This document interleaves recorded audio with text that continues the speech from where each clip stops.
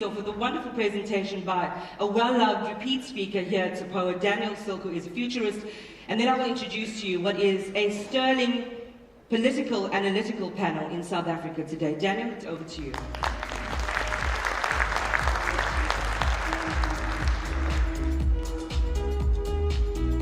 Right, if the clicker can be restored to me, I will click my way into the presentation. There it comes, the click man. That picture is about 20 years old. I really must get SAPOA to update the picture. You've got to admit these things. You can't just talk over them. Thank you very, very much, SAPOA. Thank you, Iman, for the very kind introduction. What a privilege it is for me to be here. And thank you in particular to Neil for inviting me back to come and give you a very short overview and perhaps introduce some discussion points for our broader discussion on the South African political future. You've had a lot of input over the course of the last 24 hours. I hope at least just to add some pearls of wisdom, or perhaps just half a pearl of wisdom in the next 20 minutes or so. We're going to talk predominantly about domestic South Africa, I would imagine, in our panel discussion. But I think it bears mentioning, and I'm sure it came up yesterday in the debate on the economy, that a lot of our problems are not necessarily at the moment just because of us. Yes, we have, as a country, been highly successful in creating our own problems for ourselves, being our own worst enemy. But I must just tell you that when you look at what's happening in the rest of the world, those big geopolitical risks that are emerging in the world, a change in relationship between the United States and her traditional partners. And I love this photograph that was tweeted out by Angela Merkel at the G7 summit.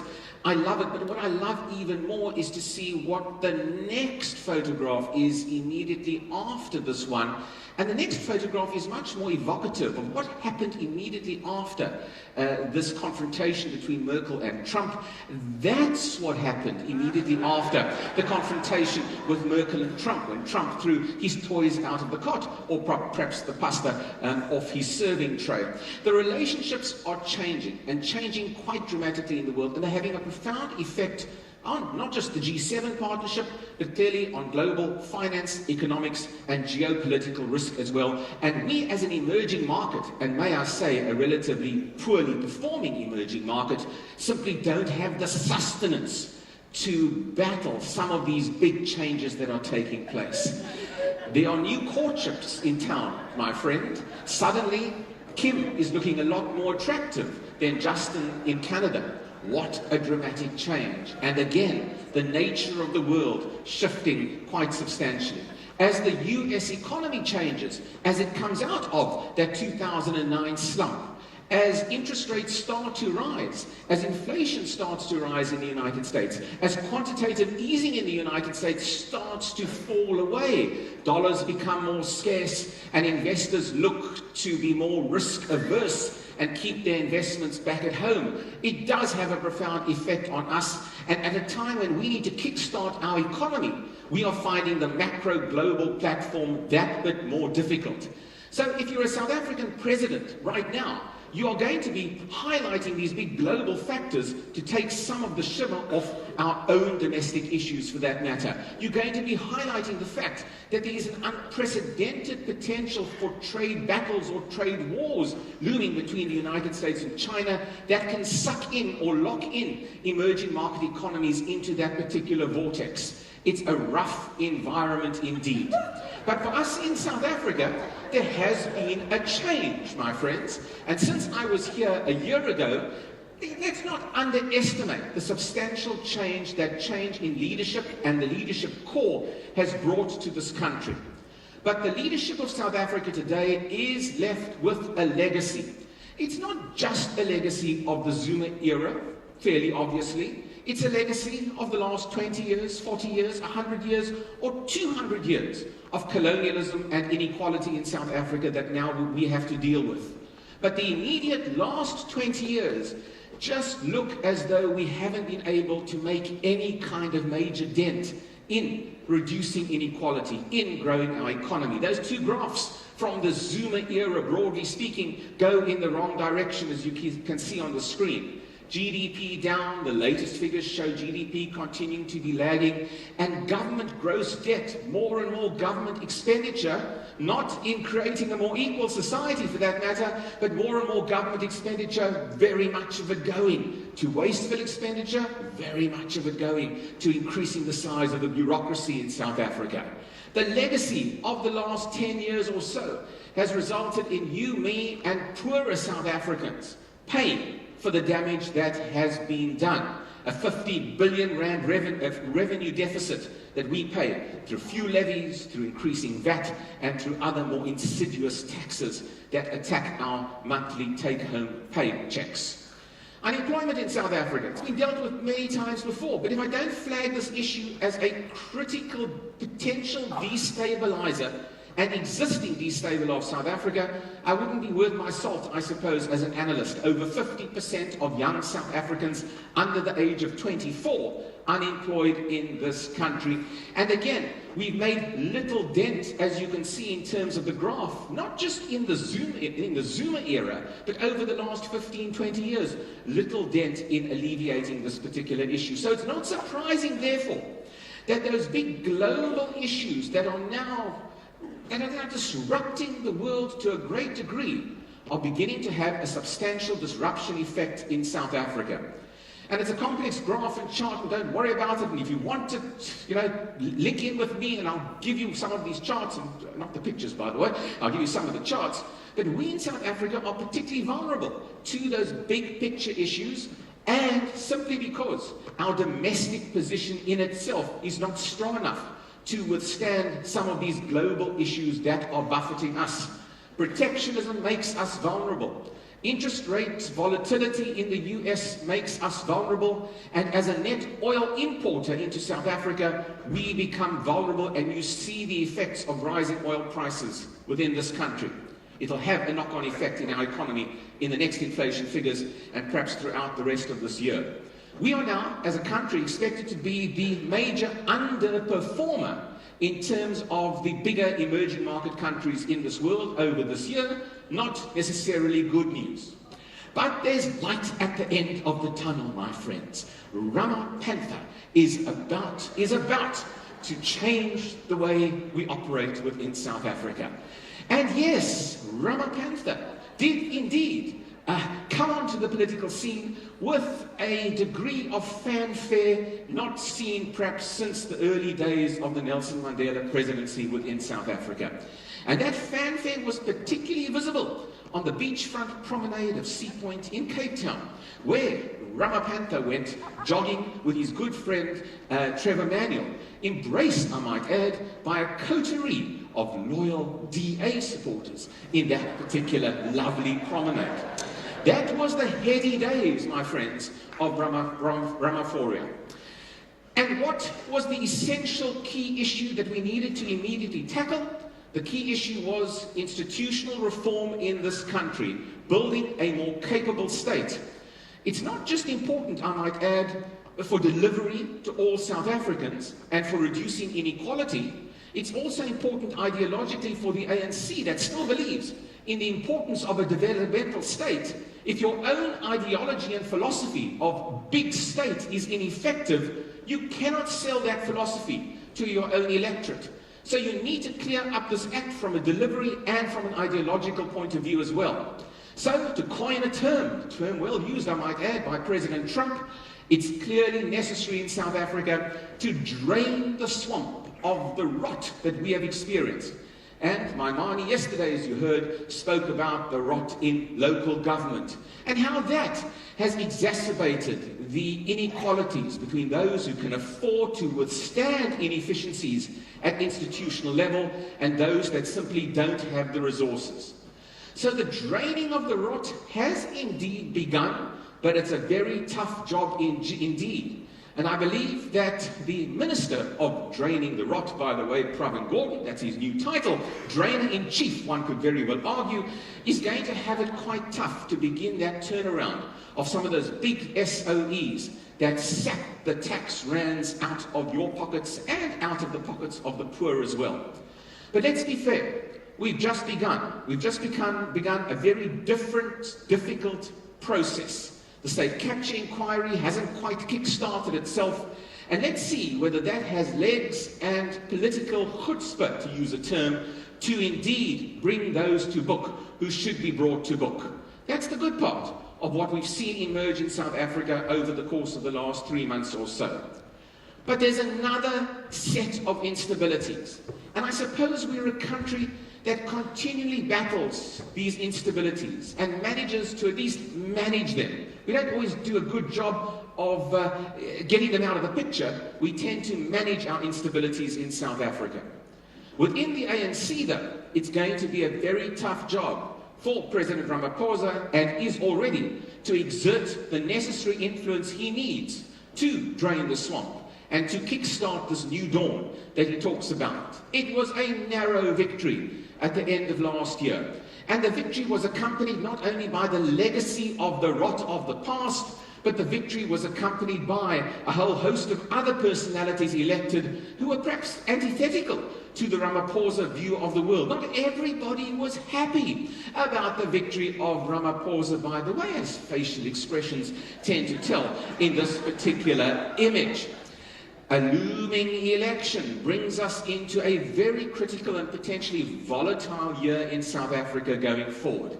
And that volatility has been exacerbated in this city, a hotbed of political activity, by the way, not just the province, but this city, only a few weeks ago. The emergence of an interesting coalition of forces, clearly critical of the reform-minded Ramaphosa, clearly still on the side of those who have enjoyed patronage in the past, is forming within South Africa. And this does pose a threat to the efficiency of the Ramaphosa New Dawn philosophy that we are seeing. I love looking at some of those characters that made themselves available for their stage performance after former President Zuma's court appearance, particularly liking that picture, Hlaudi Motsoeneng's image there on the third from the left, in case you haven't seen Hlaudi for some time. But South Africa in itself is also beset at the moment by frustrations. And again, frustrations as a result of the past, frustrations as a result of policy failure over the course of the last 10 years or so. It's no surprise that there are disruptions, service delivery protests, violent protests in a society of this level of inequality, and also in a society where opportunity has become so scarce. The rot of the last 10 years has sucked opportunity out of our potential to grow economically. And therefore, the clamoring for land, clamoring for assets and access to assets, access to collateral, which land offers, is, I think, probably fairly natural. The question, as you've heard yesterday in the debate, is how best to manage that. For Ramaphosa, these are all serious challenges as we move into an election year. A year in which he desperately needs a mandate. Here is a president who won the job, the top job, on a razor-thin majority, with a poisoned chalice in a sense of how to deliver. What he still needs to do is deliver an electoral victory to his voters so as to shore up his strength within the ANC and enable him to reform over the course of the next few years or so. The tensions in the trade union movements make that also difficult for him.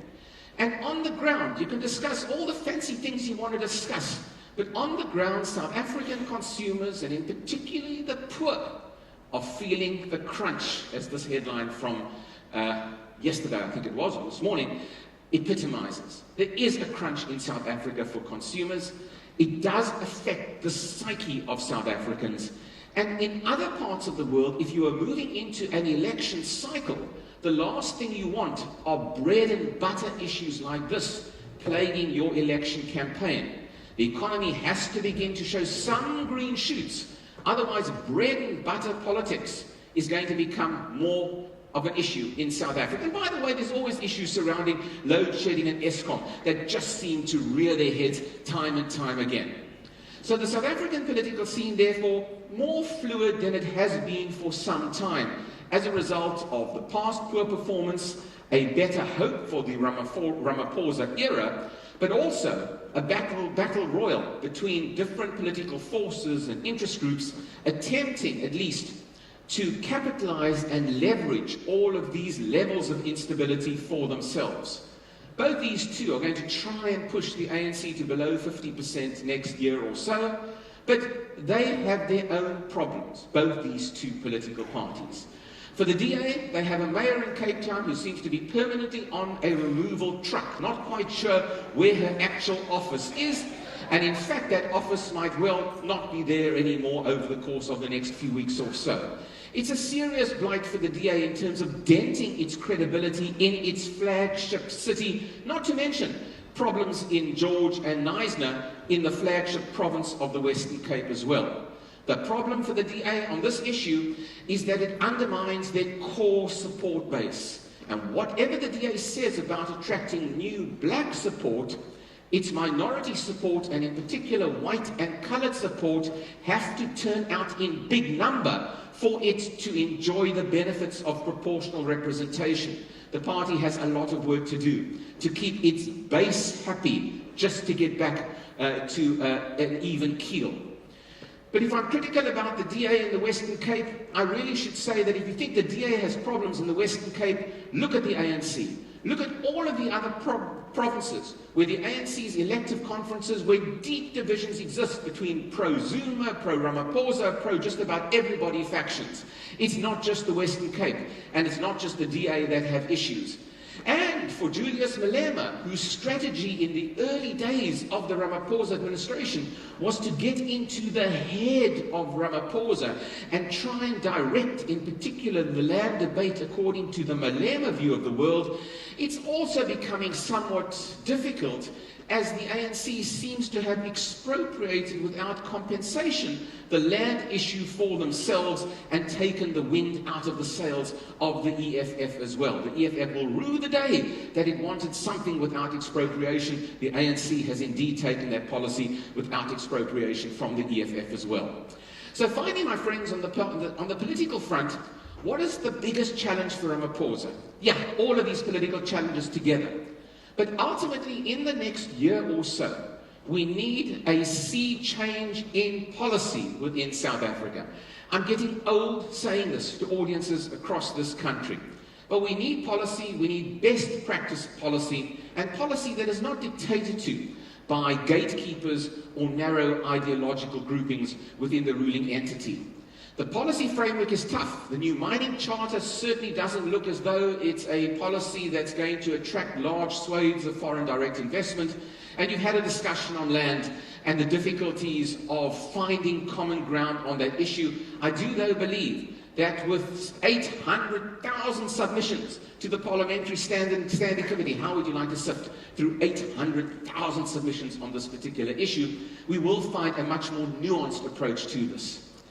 So the opportunity is there for dialogue, and that's what I like about the Ramaphosa regime at the moment. An indication of a willingness to spread the debate about future policy alternatives to South Africa, not just amongst the ANC, but amongst you and me and a wider grouping of South Africans. The Presidential Economic Advisory Committee, let it begin, please, immediately. A jobs summit, let it happen immediately. A social sector summit, absolutely, and a digitization summit to kickstart us into the fourth industrial revolution, let it happen immediately. This is a willingness to at least be more macro-oriented, to find a compact on policy that goes beyond the narrow confines of the ANC itself. And we will face competition, my friends, not just in South Africa, but the countries outside our borders are changing as we speak. In Ethiopia, a new president has spoken about the beginnings of a liberalization of that economy. Heaven forbid that I should use the word privatization in South Africa. But even there, the successful state-owned airline Ethiopian Airlines might be open to at least part privatization. A philosophical sea change in Ethiopia. A coming philosophical sea change in Angola, as privatization also looks as though it is being considered by the Marxist government there. Marxists and communists, as perhaps you saw yesterday with Jeremy Cronin, can also have a very good grasp on what needs to happen when the proverbial S hits the fan economically. But for the moment in South Africa, there is a state of limbo. I think we're living in a state of policy limbo in South Africa, and that's the issue that to me is the most critical issue going forward. And alongside that policy limbo issue is the necessity for us to find ourselves again. I think the divisive politics of the last 10 years in particular has set us back. The debate in South Africa, the narrative in South Africa has become particularly racially polarized. And unless we can, through good leadership, reduce that polarization and lock our hands together, we will continue to live in a state of limbo. Without this solidarity between our different groupings in South Africa, it will be very difficult to implement policy. And one thing I like about Ramaphosa, he's willing to explain to minorities in particular the necessity for change, the necessity sometimes for uncomfortable change. He can do it extremely well, but he needs to operate on all sides of the equation, making minorities also feel wanted and part of South Africa. That to me is an ultimate challenge for us, and perhaps the jury is still out, but I do think that at least a sentiment shift is with us going forward, notwithstanding some of these very serious challenges that I've spoken about. Thanks very much.